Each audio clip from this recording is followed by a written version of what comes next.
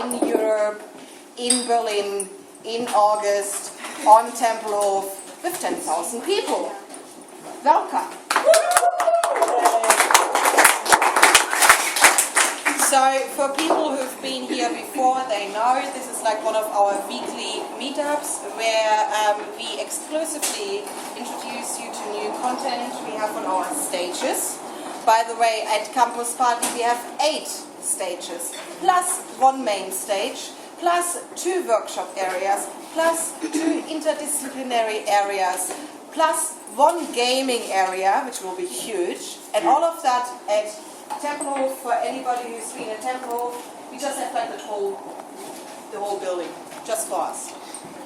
So the entire event is going to happen on the 21st to the 26th of August. So make sure you get your holidays done and ready, and you put it in your calendars, because this is going to be huge. Just a little bit, but you know, as big as we can do it. Also for Campus Party, we are very lucky and pleased that we actually have the European Commission as our patronage, because they just asked us to work with them on the next European digital agenda. And because they just said, okay, you know, before we be dealing with bureaucracy and politicians, we just go to the geeks and ask them what they want to have or to discuss on the next European digital agenda. So this is what we're going to do. We have 24 themes which will be active on the stages. And one of the stages is Galileo. We called, like every stage has a name: Gutenberg, Hypatia, Michelangelo, Pythagoras, Archimedes. And today we're going to talk about Galileo. Galileo is all about robotics, hacking, modding, and you know, everything what you can do with, you know, hardware changing. If you want to have like a pink sparkling keypad, you can do that with us. Just come over. And of course we have and astronomy. If you ever wanted to figure out, you know, what's going on above the sky, we'll just show you. You just have to come over. So I want to make free my little mini stage to my fabulous stage manager Tang, who is in charge of robotics, hacking, modding. And she will tell you now all about Galileo and what really cool shit we have going on there. Oh, no. Okay, that was a good one. Thank you, Lisa. Thank you, everybody, for coming in, even though it's so nice outside. Yes, as Lisa mentioned, I'm the stage manager for robotics, hacking, but hacking in hardware hacking, modding, and astronomy. And to get the elephant out of the room, we had a special guest coming from RoboCup, Hans-Dieter Burkhardt, who will be talking about RoboCup, which is a very special event, a competition of soccer. And the idea of this competition is to have a match between humans and robots in the FIFA in 2050. So he's going to explain why that might be or not be possible, what is still missing to get there, what crazy work people have to do to get there. And it's a very interesting talk in general about RoboCup, because RoboCup has created many new developments because of the competition nature. So a lot of rescue robots, special domestic robots, and other ideas have come from RoboCup. So he couldn't make it tonight with his assistant because they got caught somewhere, maybe on holidays. But they apologized, and so luckily, as serendipity has it, we've got not only 1 but 3 surprise guests tonight. Yes. So let's see, I would like to introduce them now briefly, and then I can continue with some more details on what's going to go on Galileo. So, first of all, Amy. Yes, Amy, hi. Please come on stage. Amy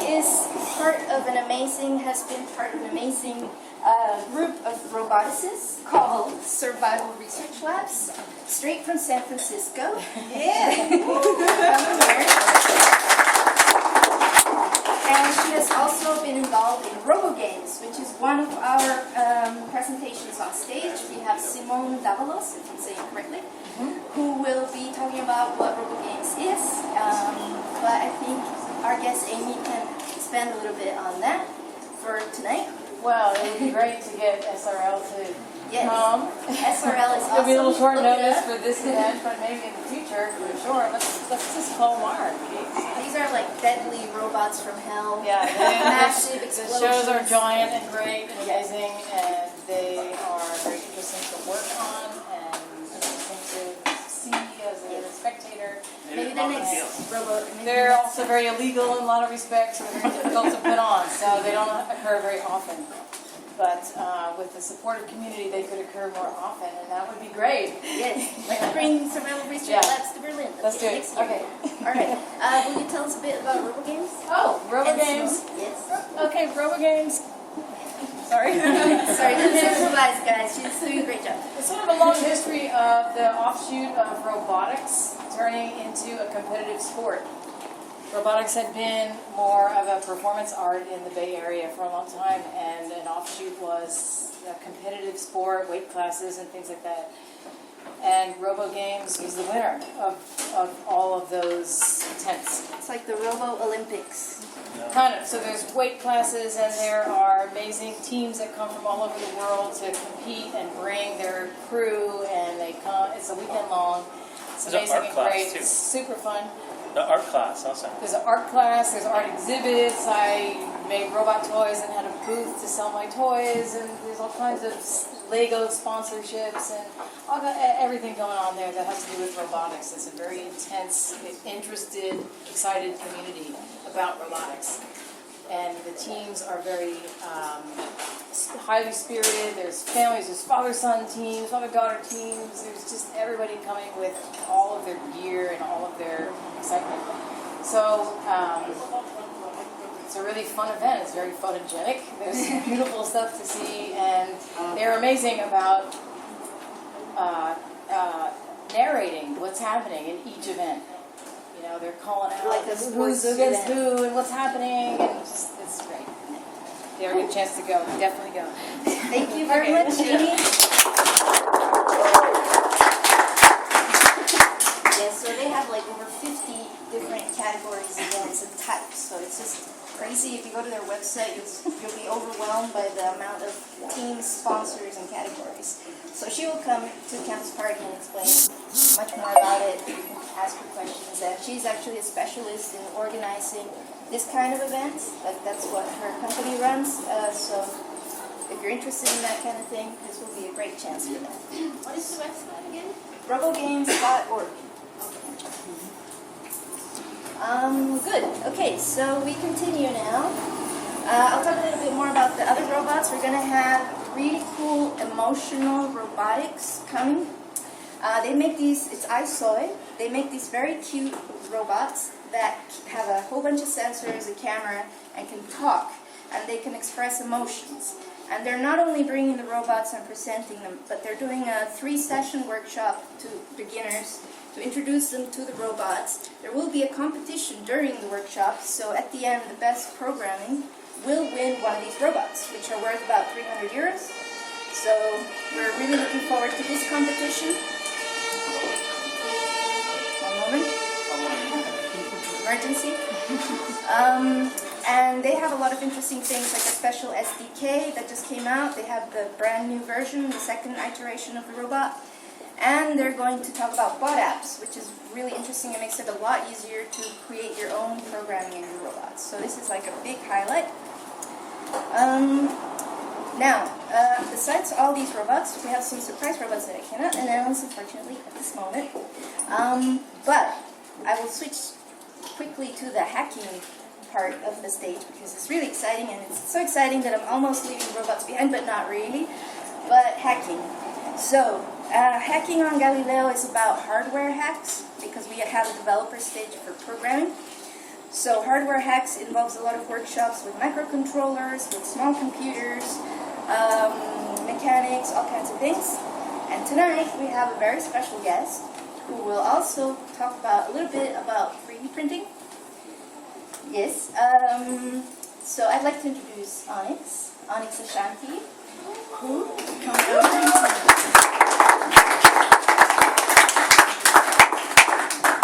Onyx will be doing a a workshop on 3D printing, but he's got a very special setup that you want to show us.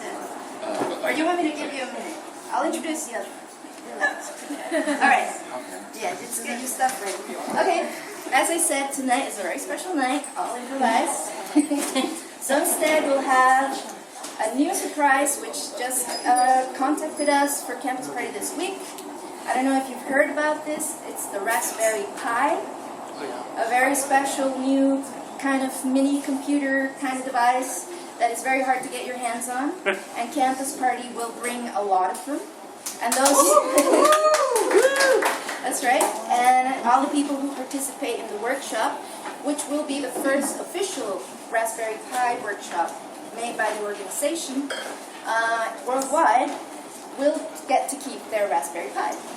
So, tonight we have with us our dear Uwe, who is one of the lucky guys in Berlin that already has this device, and he will tell you all a little bit more about the Raspberry Pi. Come on.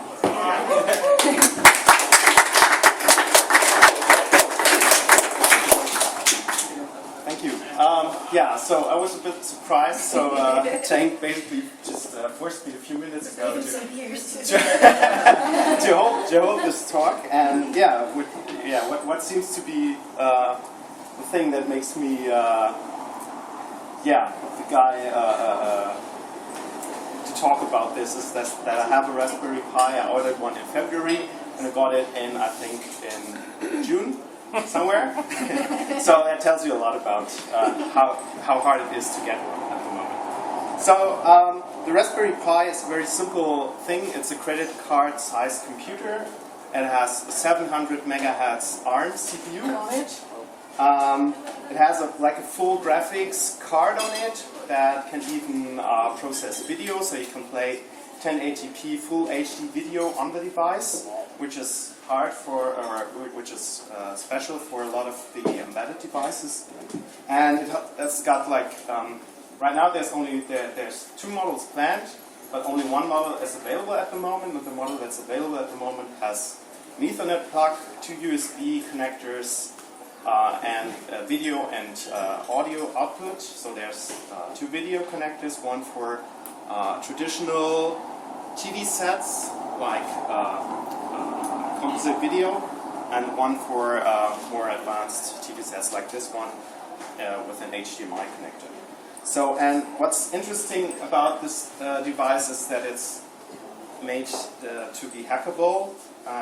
What makes it hackable is all the additional pins that it has on the PCB. So there's 16 GPIO pins, there's connectors for I2C and SPI, and there's also serial ports. So if you want to connect additional sensors, so if you want to build a robot, you need to attach sensors to it, and that's where you have to use these pins. So yeah, so a little bit about the history. So Raspberry Pi is coming from engineers from the UK, and all these engineers grew up with the BBC providing them with microcomputers. So the BBC sold a microcomputer in the 1980s, much like the Commodore 64, that was really popular in Germany, with a basic interpreter. And many of the engineers in the UK learned to use computers and got to know programming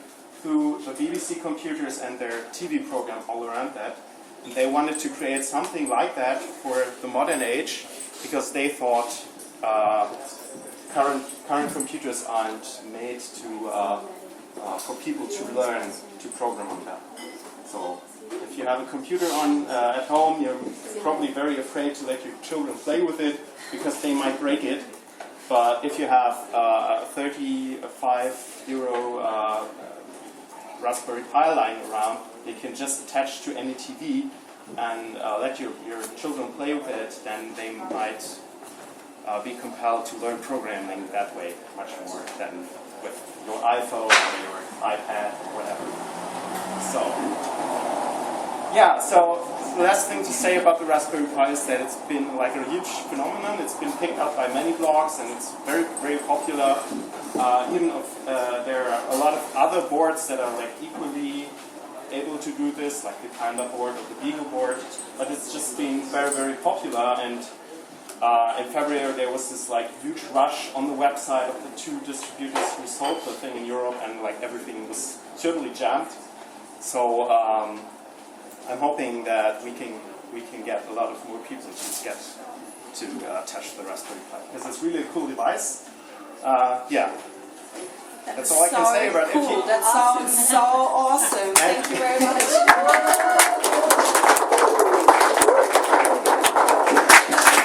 Yeah, if you have any questions about the device, I played around with it a little bit.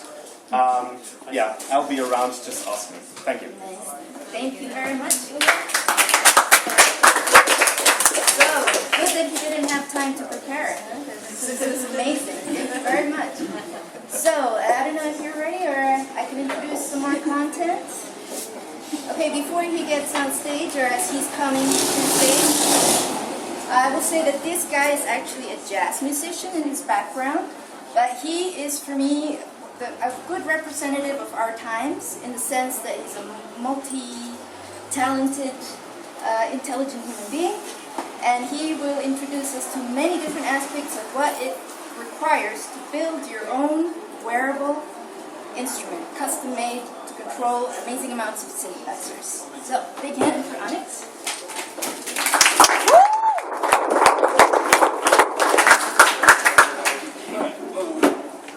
I didn't really actually, I thought it was going to be like 2 or 3 people. I thought we were going to be like, oh, here's what we're going to do for the thing. So Surprises. I'm drinking, so you know, hopefully I don't fall. I create a, what's becoming a range of instruments that make use of gestures to actually create music the way you would with an instrument. It's basically an instrument that is based on an acoustic instrument, but with the added parameterization of gestures. So it has all the expression of, say, a saxophone, which is what it's based on, but it also has accelerometers, gyroscopes, multiple pressure sensors, blah, blah, blah, blah. So let me see. This is the latest iteration. This one's the one that I made for my campaign contributors. And no one's actually seen this one yet. This one's Brand new. It doesn't actually make any sound. Because I'm working on a synthesis system for it. But I think if I don't shake it the wrong way, it should change color. It's too tight. It should at least change color. But basically, that now that it's kind of a convergence of a lot of different things at the same time. What's happened is that in the last few years, a lot of people that, people will call them makers now, what used to be, you used to have resources to do these things. You used to have, a workshop and a and all these things. And now you can find out about something you never even knew existed, order it, have it at your house in 3 days, and then find gigabytes of tutorials to teach you how to do it. So this is kind of let me see, how can I put it? Let's just see. It's just, a year ago, the main focus was to create a system that, because I played wind MIDI controller, which is like electric sides, to create a system where one hand could be here and one hand could be here, and maybe throw some accelerometers on there to turn things on and off, right? But over the course of that, one of the things that say for instance with the wireless, I didn't even know that this stuff existed a year and a half ago. But yet I go online and I'm like, Arduino wireless, boom, there it is. There's a link so I can download. I can buy it. I can have it at my house in 3 days. And then I've got, a whole YouTube channel on wireless Arduino. So the span from not knowing shit to actually creating something that even slightly works to like freaky weird shit is just it's exponential right now. Thank you, Internet. So this is, so this is, I knew it was going to do that. It's a work in progress, everyone. Well, it's been bouncing around on my bike, so it's kind of loosened something up. Wait a second, let me turn it on.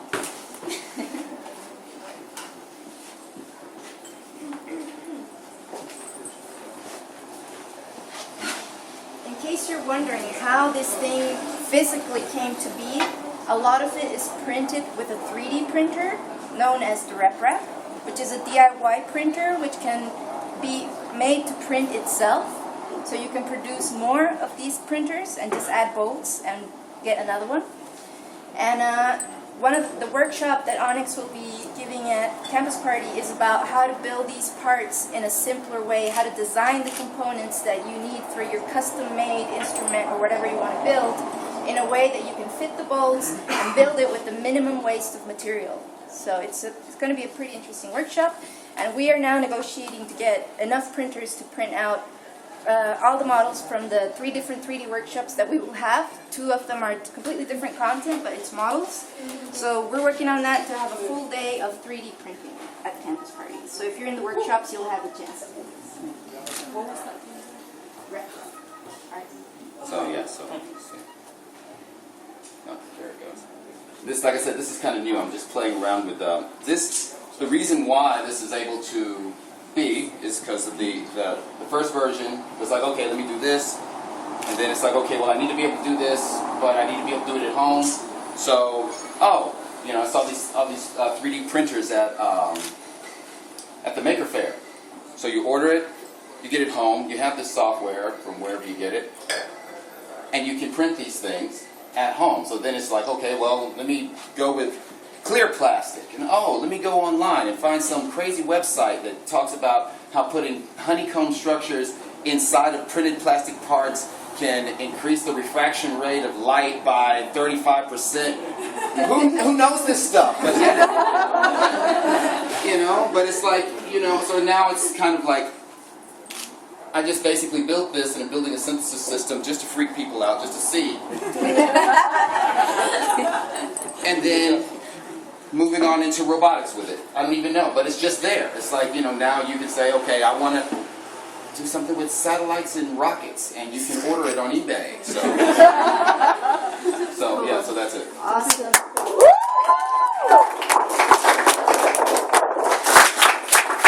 So, thank you very much, Onyx. And after this spectacular thing, I can only close with one last piece of news. We're hosting a hackerspace panel. And very appropriately, Onyx has mentioned DIY space satellites. We will have Matthew Reyes from NASA talking about DIY space. So how can the ordinary human being participate in the race for space, launch their own satellites, etc., thanks to the Maker movement. So this is the highlights of the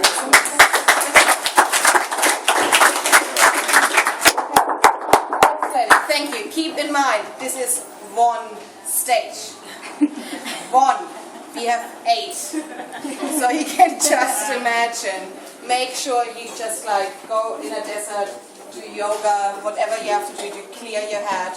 So you can actually absorb all the awesome things we're going to, I have goosebumps now, we're going to have at Campus Party. So, but of course, all of that couldn't be possible if you wouldn't have a really awesome team. So I also want to thank you, our team here in Berlin. Please, everyone, Campus Party team, raise your hands. Excellent. So I'll just want to...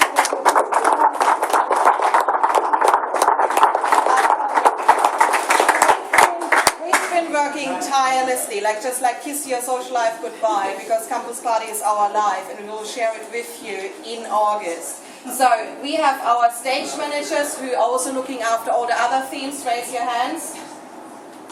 So, so if you want to talk about other themes, talk with those people. We have a community project going on. If you have a community, if you run a blog, if you want to get your company involved, there are some free tickets to score. So we have Valerie here. She is in charge of the community project. Talk with her.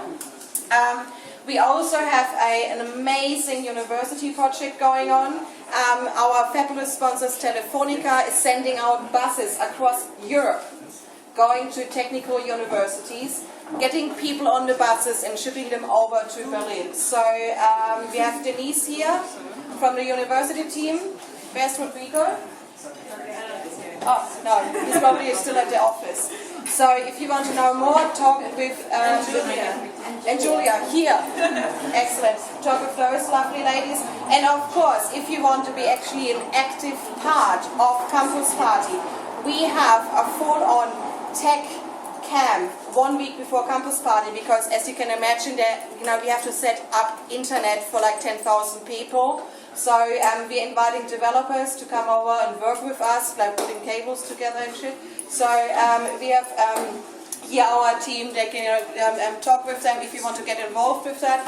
If you want to be at the event itself as a volunteer and get a free ticket and the catering for free, please talk with lovely Jeanette here. She is taking the volunteers tonight.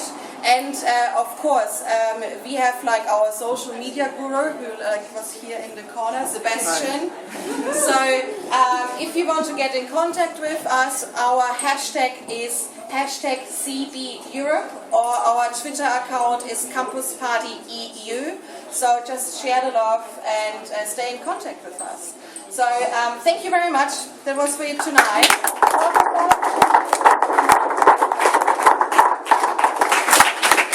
See you next week, same time, same day, same place, with more updates. Thank you very much.